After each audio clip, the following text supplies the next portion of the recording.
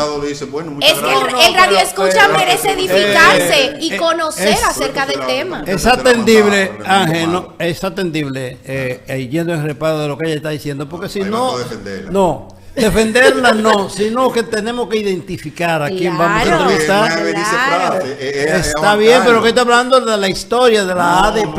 Entonces hay que decirlo, pues dónde llega la ADP. Porque tranquilo, él está aquí representando la ADP. Juan Carlos. No es así. Juan Carlos de los míos. Juan Carlos es alguien que aprecio mucho.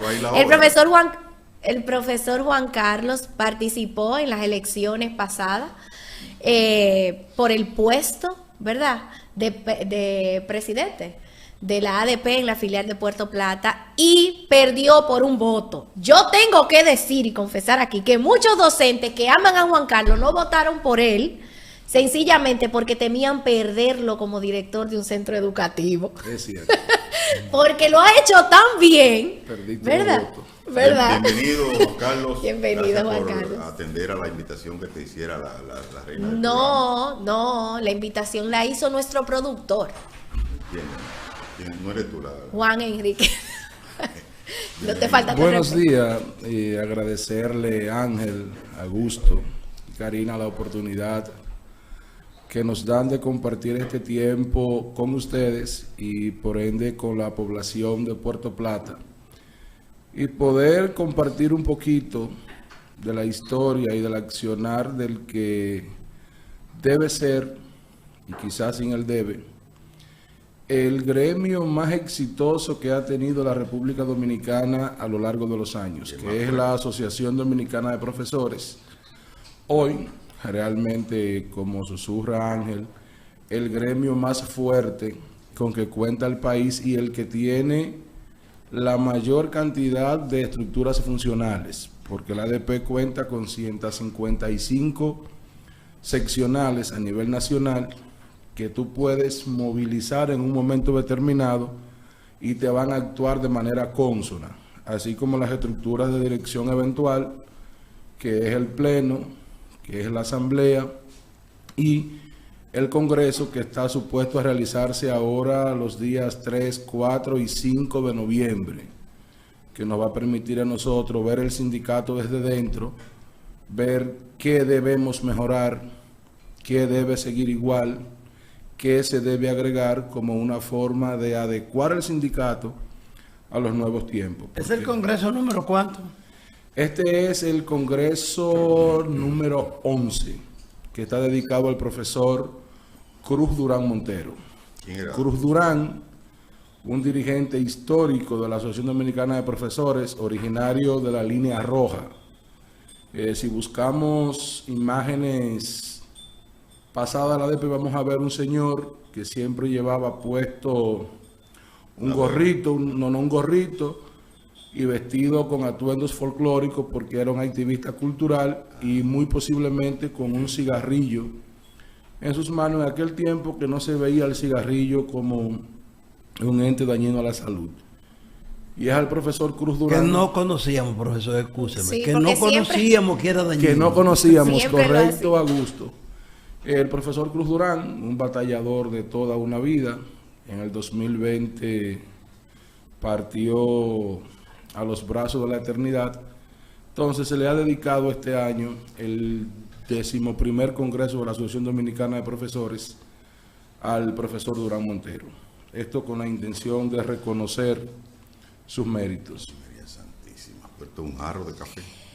Juan Carlos, en ese proceso de introspección, en esos encuentros que tienen ustedes para evaluar el proceder de la Asociación Dominicana de Profesores, es bueno que se tome en cuenta el hecho de la responsabilidad individual del docente. O sea, la ADP sí es fuerte, la ADP se le debe bastante, pero quizás ha sido estropeada la imagen del maestro y se ha visto más como un organismo que busca aceptación política para el beneficio. Hemos visto muchos presidentes de ADP que luego de ser presidentes de ADP entonces alcanzan puestos importantes dentro de los gobiernos. De hecho, hay tendencia de que quienes dirigen las seccionales de ADP terminan siendo luego los directores distritales, regionales, etcétera. Ángel.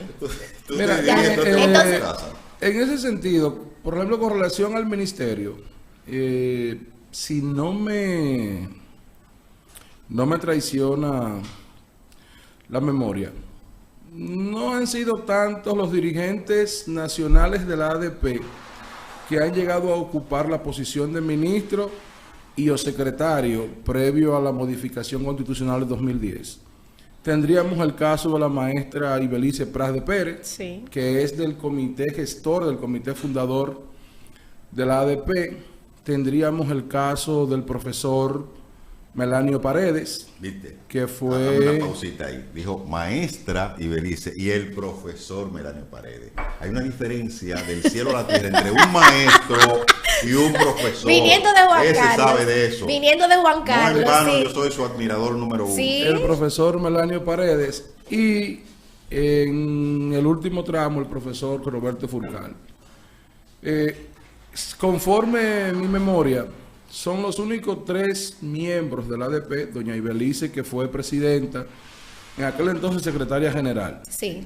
Melanio, que fue secretario general, y el profesor Furcal, que fue primer vicepresidente de la ADP.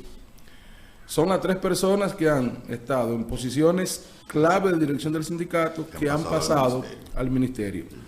Ya en los municipios, no podemos negarlo, hay compañeros que quieren desvincular la Asociación Dominicana de Profesores del accionar político. No es posible, porque la ADP en su origen mismo es una organización esencialmente política. Sí. Y debe serlo. Estaba compuesta porque surge para lograr, y esto es bueno aclararlo, porque muy bien sectores que le ha interesado todo el tiempo apropiarse de la educación pública y que no pierden tiempo para dar un zarpazo cada vez que se le permite, y mencionaba Ángel el nombre de un señor de cuyo nombre no me acuerdo ni quiero mencionar. Navarro. Sí, pero haz el ejercicio, no te preocupes. Han aprovechado para dar el zarpazo. Entonces, eso ha conllevado a que se quiera denostar la imagen de la ADP y se quiera mancillar. Decía, la ADP es un instrumento político que surge para lograr reivindicaciones, pero también para demandar la calidad de la educación y colaborar. Si nosotros buscamos los estatutos de la ADP, lo que hoy se vende como un mérito, un gran logro de la jornada escolar extendida, la ADP planteó eso en los 80. Esa es una de las... La ADP planteó eso en los 70. Lo único que la ADP no hablaba de jornada escolar extendida. La ADP hablaba de tanda única. Sí, así se llama. Que el docente tuviese una tanda única y que dentro de esa tanda única tuviese un tiempo en el mismo centro para planificar, para almorzar y organizar alguna serie de cosas. Porque tenemos la jornada escolar extendida. Y desde que inició, yo he dicho que ni en los regímenes más totalitarios al obrero se le trató como se le trata al maestro en la jornada escolar extendida. La jornada escolar extendida no tiene un espacio para el maestro almorzar. El maestro debe almorzar con los muchachos. Lo cual no es denigrante, pero no debe ser. No es denigrante pero y no debe tomar los niños otra vez y volver al aula. ¿En qué espacio, en qué momento el maestro descansa? Planifica. Así fuese 30 segundos. Porque la jornada laboral es de 8 a 4 de la tarde. Y ya a las 4 de la tarde debe retirarse a su casa porque termina la jornada.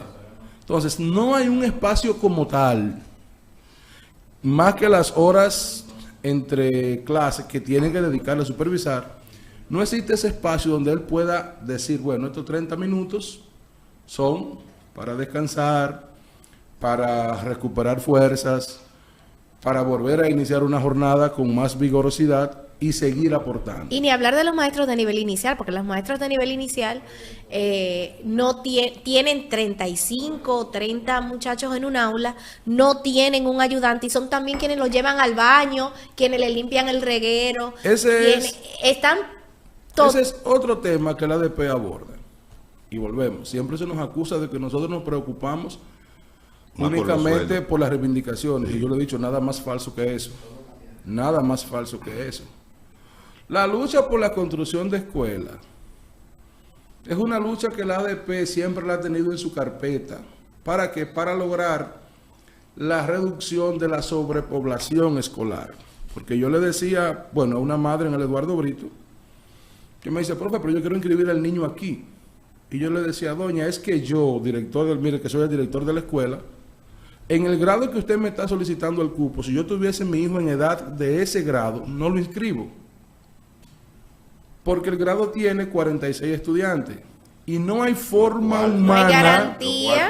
O sea, no hay forma humana desde el punto de vista de los principios pedagógicos que un maestro con 46 estudiantes en un salón pueda rendir y aportar. Ni el maestro rinde ni el muchacho aprende. Aportar esos estándares de calidad que nosotros demandamos, y el ejercicio es elemental. 1 hora de clase es 45 minutos. Sí.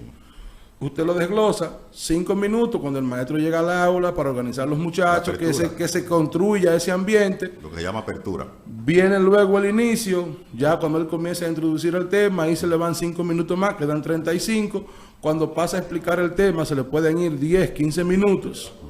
Ya estamos llegando a ¿cuánto? Ya lo que le están quedando es aproximadamente 20 o 15 minutos para la atención personalizada al estudiante. Vale, entonces, el cierre, evaluación. Ahí no hay forma humana de que se cumpla con lo que demanda la pedagogía moderna. Por tanto, el máximo aconsejable hoy modernamente son 20 muchachos. Aquí se tiene como parámetro, creo que son 35. Se tomó como parámetro para la modalidad académica y el nivel primario de primero hasta sexto, 35 estudiantes. Porque incluso en nivel inicial, el parámetro deberían ser 25 niños. No más de 25 niños. Y lo ideal es que la maestra tenga un ayudante en el aula. Así debe ser. Porque la palabra ayudante es fea. Un asistente, un colaborador. Sí. Porque nosotros hablamos de sistemas educativos y cuando vienen las pruebas estandarizadas, prueba PISA, los estudios regionales, se nos quiere condenar porque la República Dominicana aparece en lugares muy bajos, y yo soy de los que dicen, no, nosotros no aparecemos en lugares bajos, nosotros aparecemos donde nos corresponde aparecer. Sí. Somos el por un elemento sencillo.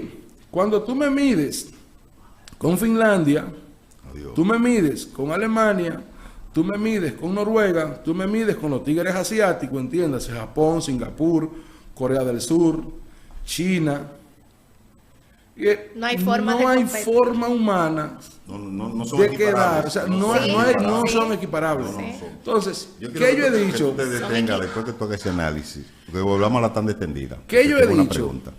Vamos a las pruebas estandarizadas, pero vamos a unas pruebas regionalizadas. Claro. La prueba PISA, por ejemplo, que el ministro Hernández, cuando entró, de una vez la tomó como referente.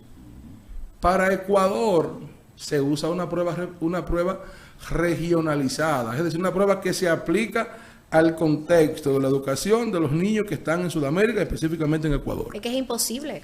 Pero es y ahí comparar los resultados. Haití y nosotros, ¿quién gana? Nosotros. Matemática elemental. Mi querido Watson. Matemática elemental, 2 más 2 igual a 4. Entonces, esa es más o menos la realidad en lo que tiene que ver con los estándares de calidad. Hay otros elementos que influyen. Aquí hay un tema de familia. No es posible que donde no existe la estructura familia, están las excepciones a la regla, pero no es el común, que si no hay un seguimiento desde el hogar, si el niño no tiene la estabilidad que necesita, no es posible que desarrolle el acompañamiento del papá y mamá, que niveles de aprendizaje. No hay currículum sin padre y madre. No. Imposible de ejecutar. Y el entorno, son tres cosas: el aula, el hogar y el entorno. Esos son los tres factores que determinan el éxito de la aplicación de un currículum. Así es. Quiero volver a la tanda extendida. Yo he participado en los últimos 3 años en muchas jornadas educativas, y en una de ellas alguien planteó algo que fue aceptado por todos de manera unánime. La tanda extendida está siendo desperdiciada. Primero, por los factores que tú muy bien enumeras, de que no se le está dando los suficientes recursos, ni se está aplicando un currículum, un programa para tanda extendida. Y dentro de ese tema de la currícula para la tanda extendida está en que se plantea que a partir del mediodía, después que los muchachos comen, le da sueño. Al maestro también le da sueño. Entonces, ¿qué plantean los técnicos, los verdaderos técnicos en educación? Que se incluya el tallerismo de tarde. Es que no prometieron eso. Pero espera, hombre, que tú no puedes zafarte de ese vicio opositor. Es un análisis pedagógico que estamos haciendo. No, eso no prometieron. Los pasados no prometieron eso. Una tranquilina, una patillita de esa. No es así. Un taller después de la comida, que ponga al muchacho en actividad, que evite que se duerma, que lo pongan a enseñar, a aprender cosas. Inclusive de ahí pasaría a variarse el abuso que hay en la República Dominicana de tantas licenciaturas. De ahí podrían salir muchachos para los niveles técnicos. La jornada extendida en la concepción original de la tanda. Sí, en la concepción original, yo recuerdo que el Eduardo Brito, aún estando en el Gregorio Urbano Guillermo Vespertino, Reforma Vespertina, nos tocó asistir a la Casa San Pablo para comenzar con los trabajos de estructuración de lo que debía ser un centro de jornada escolar extendida.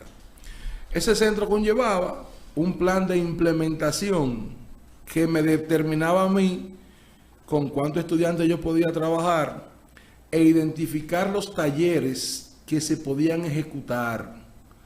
Pero se planteaba también que los talleristas vinieran de fuera. Por ejemplo, en Puerto Plata, tú tienes una señora que te podías trabajar danza en horas de la tarde.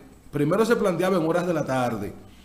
Después, para evitar que el taller se convirtiera como en algo monótono, se planteaba que la dirección de la escuela lo podía organizar en el tiempo que entendiera prudente. Es decir, que yo podía tener un taller de danza a las 10 de la mañana y yo lo podía organizar en hora vespertina.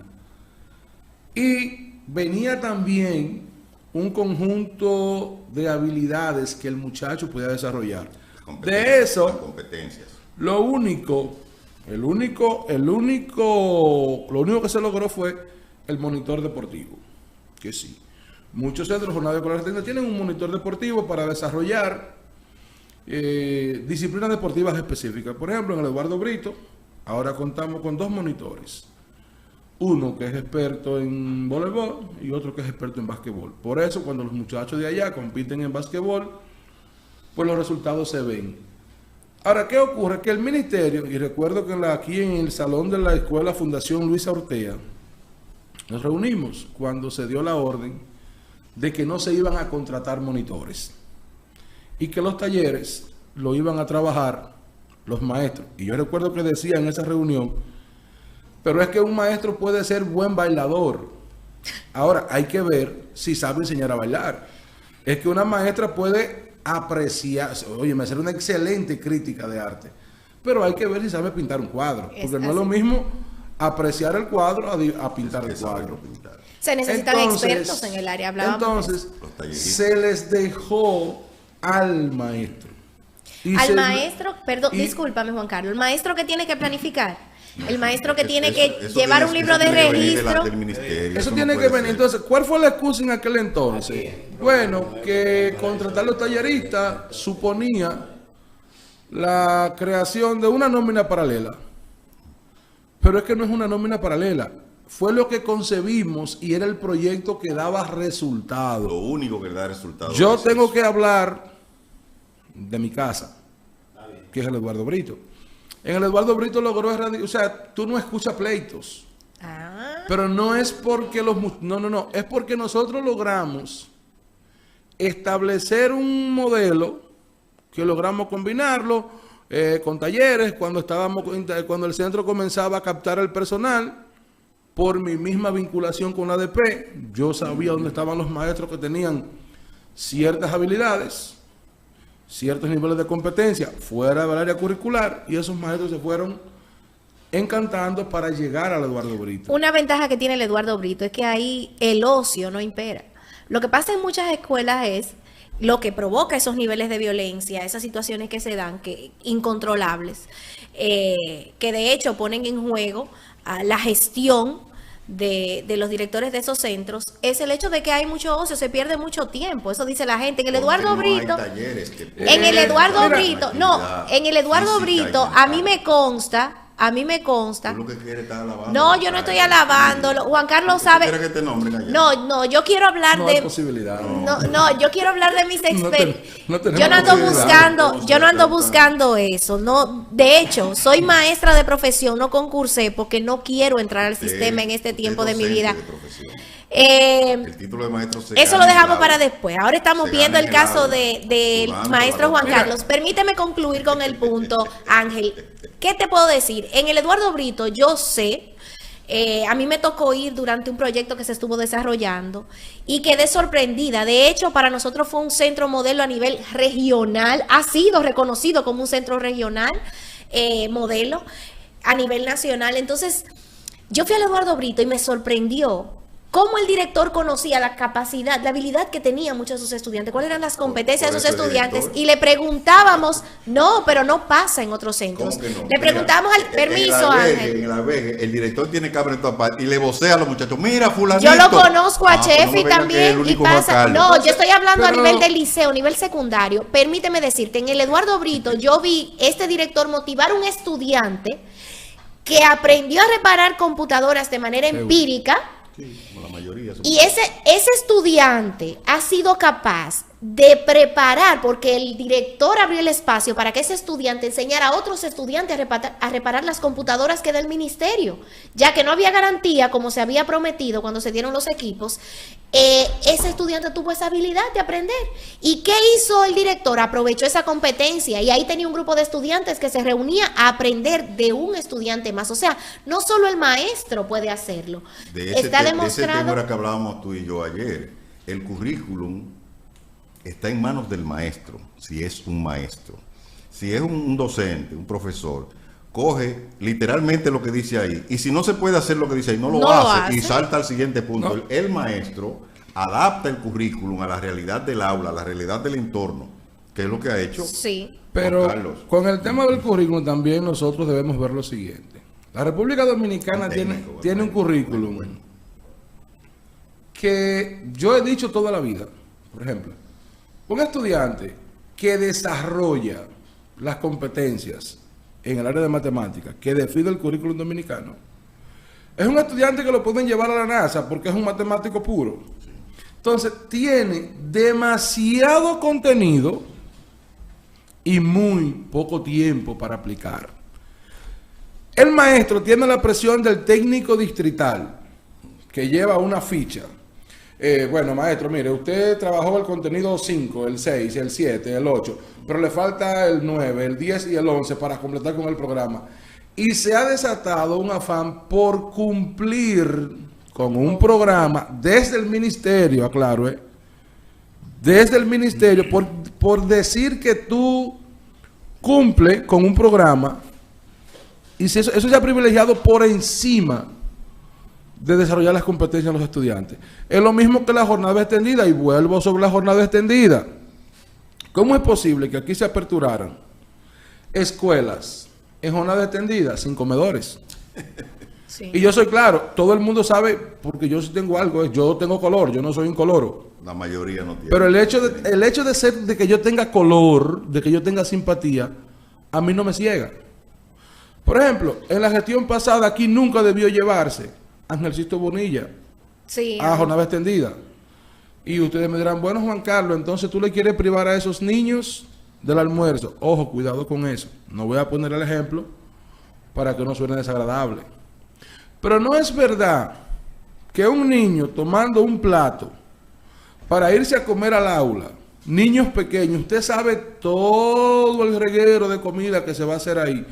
Viene una señora con un swapper, intenta higienizar el aula, donde el maestro va a volver a dar clase, con toda la mezcla de olores que hay.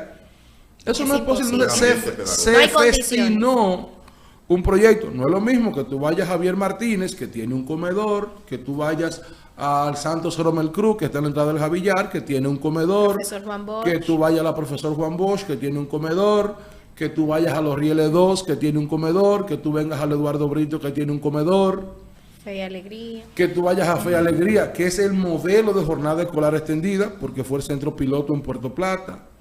¿Dónde queda ese? Ese es llegando al puente de San Marcos. Ese es el modelo de jornada escolar extendida que funciona bajo el manto de Fe y Alegría. O sea, tiene mucha vinculación con... ¿Qué es lo que Fe y Alegría? ¿Una fundación? Fe y Alegría es una fundación de los jesuitas dedicada a la educación. Esa es la parte científica de la religión católica. En el caso de Puerto Plata lo dirige la maestra Genara Rosario Marte, que ha hecho un excelente trabajo. El centro está ubicado en una zona muy vulnerable, porque es en la zona de San Marcos. Al lado del río. Al lado del río. Y aún así, por ejemplo, los estudiantes que llegan de Fe y Alegría son estudiantes que tienen muy buenos estándares de calidad. Cuando se mencionaba el tema de Carlos, yo no quiero dejar de aprovechar la oportunidad porque estamos comenzando el año escolar o vamos a comenzar el año escolar. Justamente hoy. Y tenemos muchas cosas que tratar y quizás el tiempo no nos dé y habría que hacer otro programa. Ah, sí. Pero realmente hoy acabo de escuchar que Karina habla de la cantidad de maestros que se necesita para comenzar el año escolar y no lo han nombrado. Ella dice que son 12,000 y la ADP dice que son 3,000. ¿Cuál de las Yo dos digo... Sí, no, decía el periódico Listín Dice Diario. el periódico Listín Diario. No lea eso. Miren, oficialmente el ministerio no ha emitido la falta de maestros, porque todavía el año escolar lo estamos iniciando, y eso es una mancha que nosotros llevamos, con las mismas necesidades que han iniciado los últimos 10 años escolares en la República Dominicana. O sea, que no es culpa de Luis. No, porque no es un mal sistémico, pero sí es un mal que tú puedes ir solucionando poco a poco. Porque 2 años después, yo no puedo entender que el Liceo de San Marcos no esté listo. Al margen de los problemas que pueda tener, yo no critico los problemas. Que hay problemas, yo no lo compré ni lo vendí. Que por cierto, pero yo no entiendo cómo todavía eso esté ahí. Pero el centro que están haciendo en la entrada de la ciudad, que el que compró el terreno fue un abusador, por hay que decirlo así mismo, que puede ser sometido por criminal, porque es un crimen premeditado. Ahí en la calzada, que hicieron la calzada. San Marcos. Correcto, Ángel. Para mí el que compró ese terreno para una escuela fue un abusador. El que propuso que lo comprara. Porque se va a reeditar una problemática que la estamos viendo día a día con el Eduardo Brito. Sí, un problema. Señores, y ese está peor que el Eduardo Brito, porque ese está... El tuyo es el Eduardo Brito que está bajando el puente seco. Tampoco era un lugar para escuela eso. Por eso le digo, es reeditar un problema que ya estaba. Pero volviendo al tema de agosto, mire, iniciamos un año escolar con falta de aula, como es normal, falta de personal docente. Al día de hoy sí ha habido proceso de intervención, pero en el caso de Puerto Plata, ahí está la escuela Virginia Elena Ortega, que ya desde el año pasado debió ser intervenida. Sí. Aclarar que la Virginia no resiste más reparaciones, así señores. La Virginia y la escuela de Anteramota son los 2 centros educativos más viejos que tiene Puerto Plata. Ya eso no resiste más remiendo. Está el caso del Politécnico Gregorio Urbano Gilbert, nuestra otrora y querida reforma, que va prácticamente, diría yo, para 7 u 8 años construyéndole un comedor. Comenzaron a construir el comedor y al parecer no existía tecnología para hacer un estudio de suelo y determinar que ahí no se podía. Sí. Y ya cuando iban a comenzar a subir es que detectan que no se puede construir en el esquema que están haciendo. Entonces, iniciamos el año con las mismas falencias, falta de maestros, y yo no entiendo por qué, porque el ministerio acaba de terminar un concurso donde se hablaba de 29,000 y tantos maestros que aprobaron, pero los nombramientos lo han puesto a cuentagota. Y de la única manera que tú puedes reducir la sobrepoblación es si tú nombras maestro y crea espacio. Para los espacios, el ministerio se descanta con una práctica que como sindicato siempre hemos criticado: rentar espacio. Espacio que fácilmente puede ser este salón donde nosotros estamos. Lo dividen con playbooks para la docencia. No un cuchitrín cualquiera. lo dividen Una ramada con cualquiera. Ajá. Entonces, al final tú vas a tener simplemente repetición de males anteriores. Y todos los ministros que llegan, que es otro tema, sale el ministro Furcal, llega el ministro Hernández, ya lo que el ministro Furcal venía haciendo, ya eso Se olvidó, no hay eso no continuidad sirve, eso no de eso, funciona. no hay Y lo dijo, continuidad. tácitamente lo dijo, eso no sirve. Entonces, a reiniciar un proceso. Yo comentaba con alguien. Ahí es que quiero llegar, porque ¿cuál ha sido el rol de la ADP? Que ha de suponer en garantizar la continuidad vigilante en este sentido. Antes de que vaya a comenzar el año. Nosotros como sindicato hemos hecho las denuncias que tenemos que hacer, porque recuerden que el sindicato denuncia, pero cuando vamos al Consejo de Educación, que es el que toma las decisiones, No tiene mayoría. nosotros tenemos un voto enfrente al voto de Educa, al voto de Inicia, al voto de las universidades, al voto del ministerio, al voto de las iglesias que están ahí, y se llevan una gran tajada. Por ejemplo, ahora se habla de modificar la ley, pero cuando yo voy a verla, cuando yo reviso la comisión que va a modificar la ley, ¿quiénes están? Uno que fue rector de una universidad famosa de Santo Domingo, uno que era vicerrector de una universidad famosa de Santiago, un sacerdote que es rector de una universidad de San Francisco de Macorís, un sacerdote que es del obispado de Higüey, Ese negociazo. un representante de Educa, un representante de la Fundación Inicia, una representante de los colegios privados, pero todos los que he mencionado tienen un interés común. Sí. El interés disidente lo tiene la ADP. Y como aquí las decisiones se toman por democracia, ¿qué va a pasar? Y entonces, cuando la ADP sale a protestar, de una vez se nos acusa de únicamente protestamos por incremento de salario. Y yo voy a tener con este periodo 5 periodos en la estructura municipal de la ADP.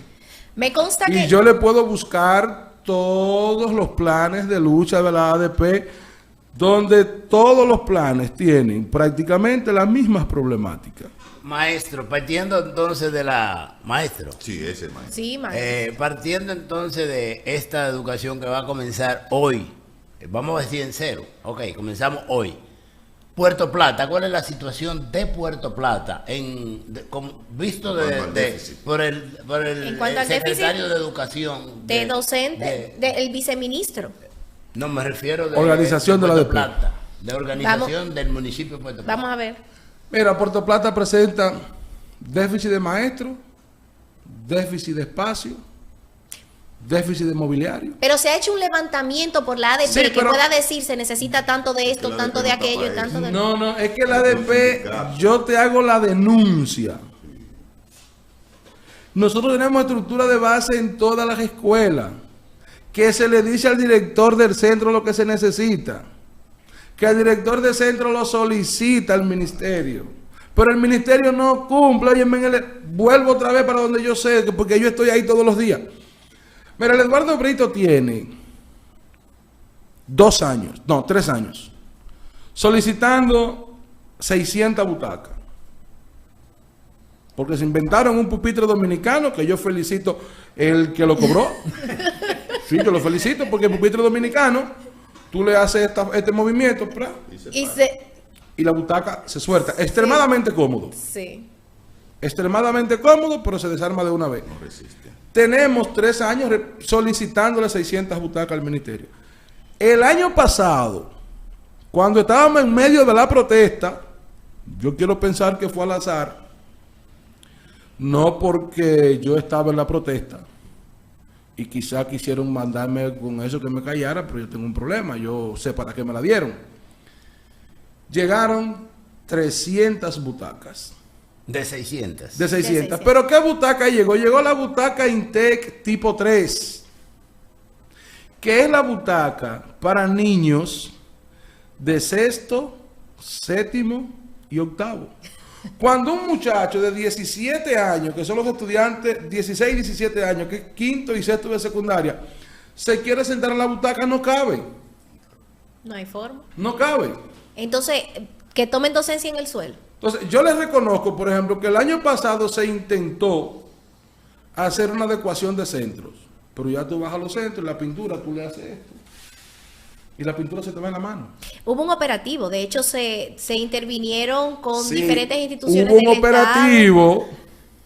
pero la gracia del operativo es que el material que me aplicaron no tiene la calidad requerida y al final tú vas a tener que estar constantemente invirtiendo sobre lo mismo. Entonces, Puerto Plata va a iniciar un año escolar con todas las deficiencias del mundo.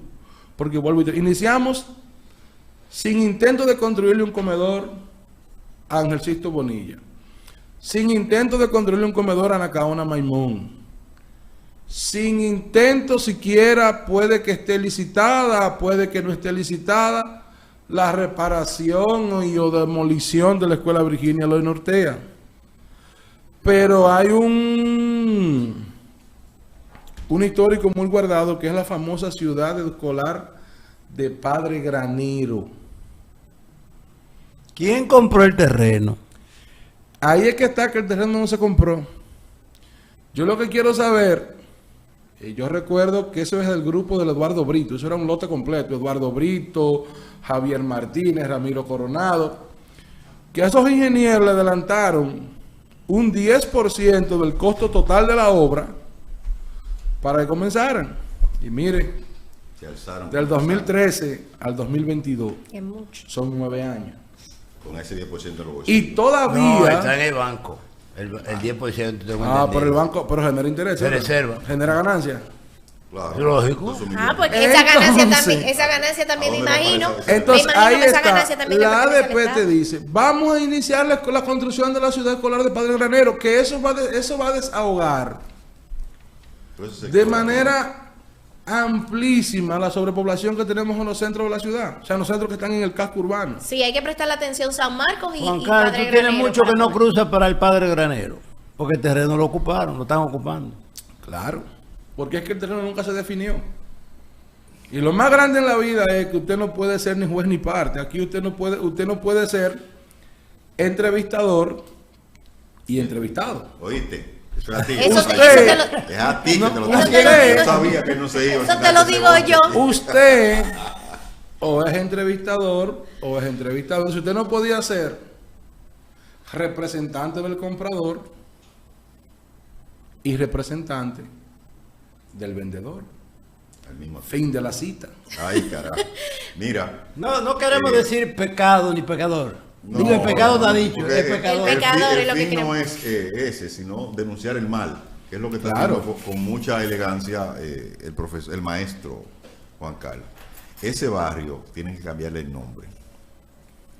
Tienen que ponerle Pequeño Haití. Ahí hay más haitianos que dominicanos. En ese barrio.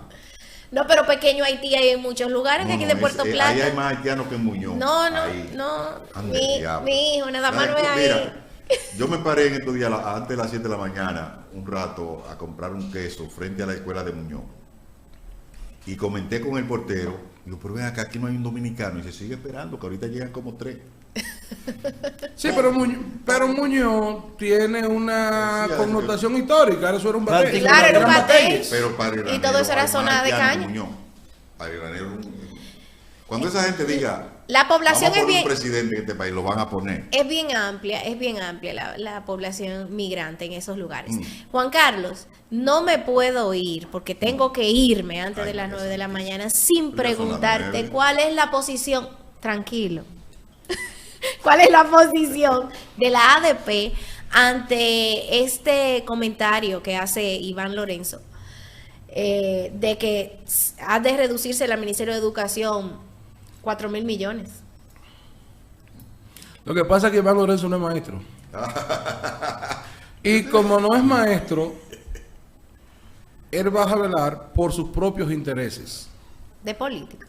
Lo único... De color de la política. Lo único que yo puedo lamentar, o pudiera lamentar,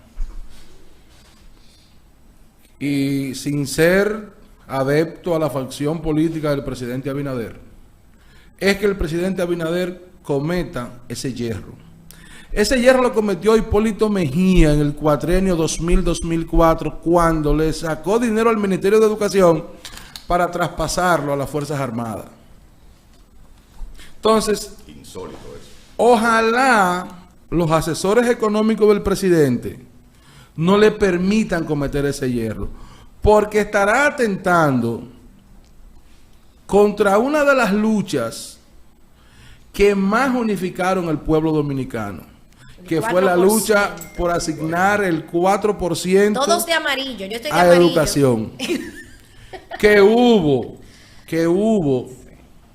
un cristiano que yo entiendo que no es de este mundo, que viene de otro mundo, porque se define sumamente inteligente, que dijo en Santiago que el problema de la educación no era presupuesto, Igual que Leonel lo dijo, sino de conceptualización. Y yo lo felicito porque él conceptualiza muy bien, pero después que tú eres presidente 3 veces, cualquiera conceptualiza porque tú no coges sudor.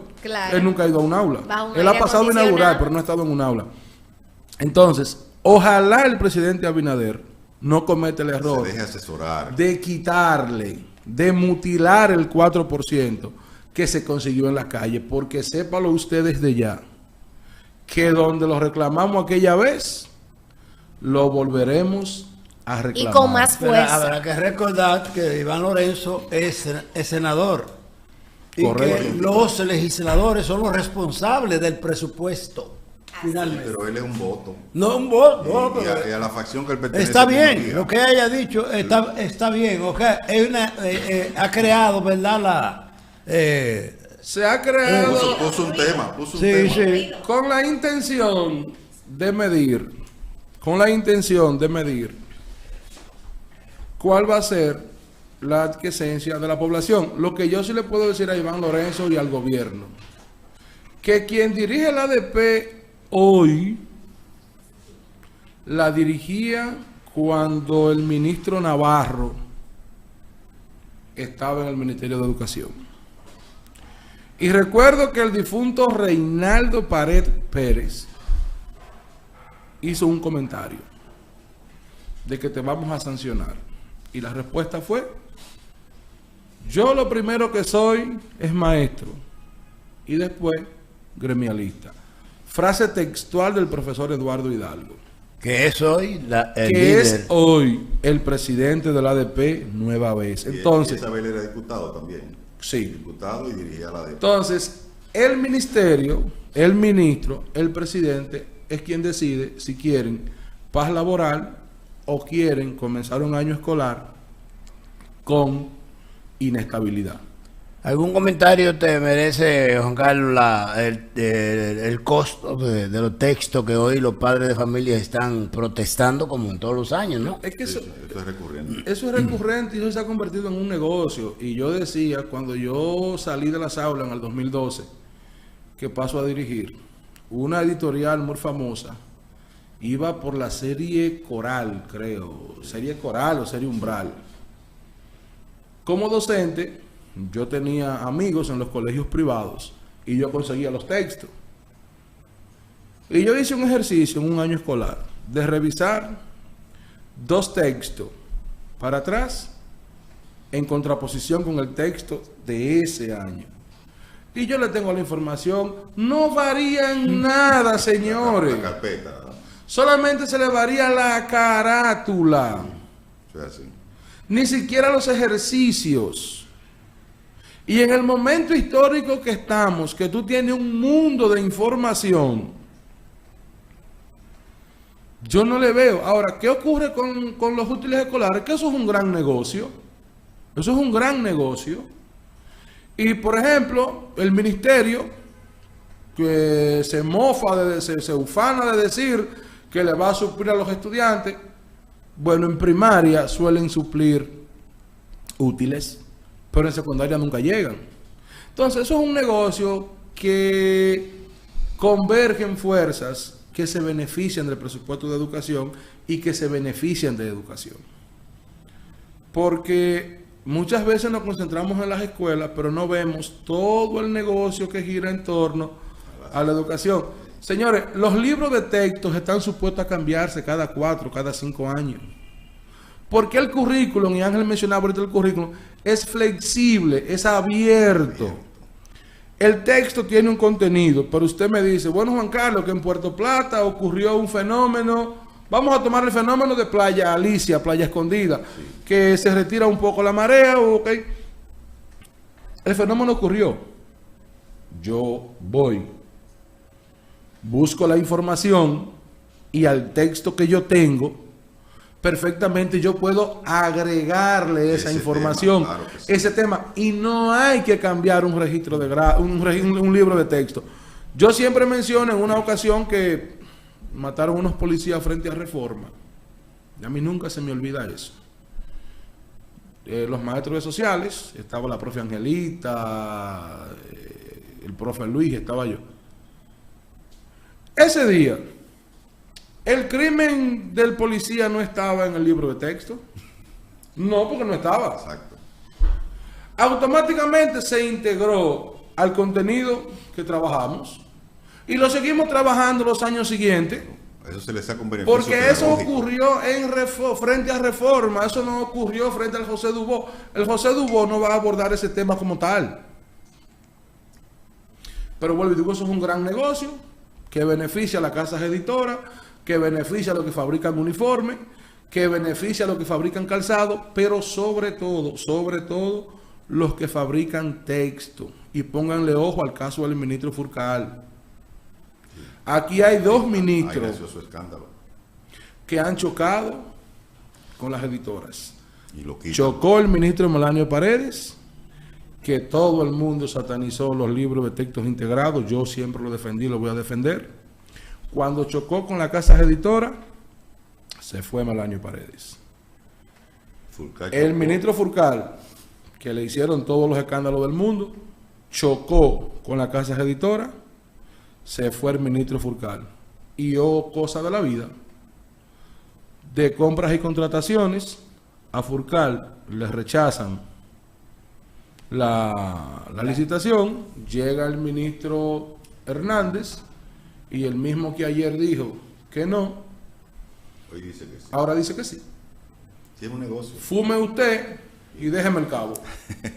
Mira, la educación tiene que irse adaptando necesariamente al avance tecnológico. Las TICs son una realidad y el sistema dominicano, por la fuerza indetenible y por la fuerza irresistible del COVID, tuvo que digitalizarse.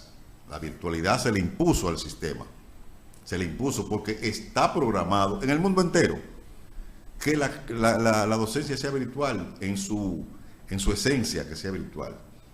Y aquí, hoy, hay una oportunidad de seguir con la virtualidad, de aprovechar la información que hay aquí y convertirla en conocimiento, que son dos cosas muy diferentes. Y discúlpenme. Karina se retiró y ella mencionaba el tema de los pleitos y la indisciplina. Y si yo le digo a ustedes que una de las razones por la que en Eduardo Brito no hay tema de pleito e indisciplina es por el celular, ¿qué ustedes me dicen? Porque una razón sencilla, y me disculpen mis compañeros, aquí ya me quito el traje de gremio y me pongo el traje de técnico en educación, o sea, conocedor de la materia. Una razón sencilla. Aquí hay escuelas que se prohíbe el uso del celular. se integra. Tú lo integras porque tú no puedes ir contra corriente, tú no puedes ir contra natura. Esa es la realidad. Pero señores, Esa es la realidad. cuando yo estudié, yo andaba Con tu mochila. con una mochila que en mi columna yo no sé cuánto se recibió de carga, Augusto y Ángel. El hijo mío que está en el Puerto Brito, que tiene 16 años, yo le digo, papi, pero vamos a comprarte un libro, vamos a leer libros. Yo me pongo a leer un libro, busco mi mamotreto, que cuando tú lo ves te da miedo, y él toma el celular. Sí. El Y él es suave. Que es otro error que y nosotros nos hemos convertido en propagadores de esa información, que los muchachos de ahora no leen. No. Lo que ocurre es que ellos desarrollaron una habilidad de leer exclusivamente Lo que necesitan. la información que necesitan. Sí. Entonces, mientras que yo tenía que escribir Y 10 páginas, tenía que él leer viene íntegro. con una capacidad de síntesis única. No, mira, de ese texto yo quiero el párrafo 5, tráquete.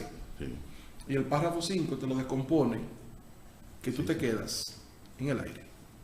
Entonces, con esto no se pelea. No Y hay hay- posibilidad aquí de pasar del nivel literal, que es el que domina la mayoría de estudiantes, al nivel inferencial.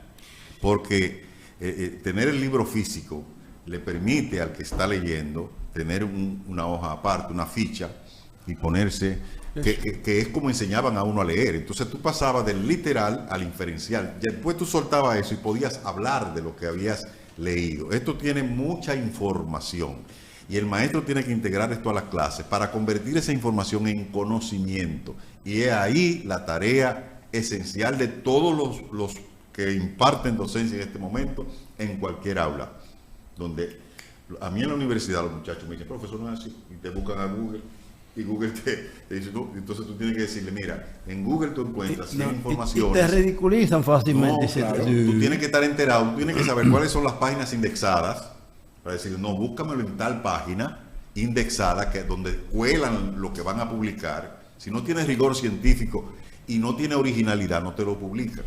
Pero en Google, cualquier estúpido publica una información histórica o una información sobre química, sobre física, y los muchachos la ven como verdad probada. Entonces el maestro también tiene que meterse a las TICs. Hay una gran demanda. Ya el maestro que me dio clase a mí Son las 9.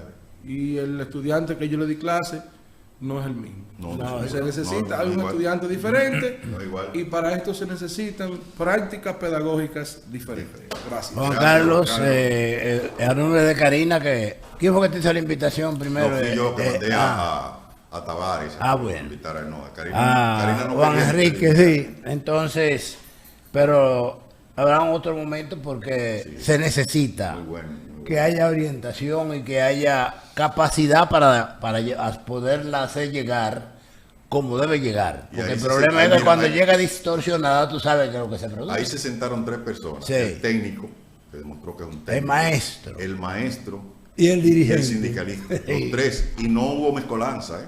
Cada tema. No, y como él ha señalado, pues tiene su deslindó cada sentimiento. tema. Fíjate cómo también hizo la Deslindó, separación. Yo sí. tengo mis sentimientos, Claro. yo Es tengo que, mi para terminar, preferencia. En el día de hoy, el dirigente gremial que no conozca la parte técnica es un dirigente gremial que le va a hacer un servicio flaco al sindicato. En Porque- inglés le decían en jail by the Mon Army, preso por la Guardia Mon. Porque ya el gremialismo que nosotros conocimos en las calles No es lo este. podemos usar, pero también tiene que tener ideas para llevar a la mesa.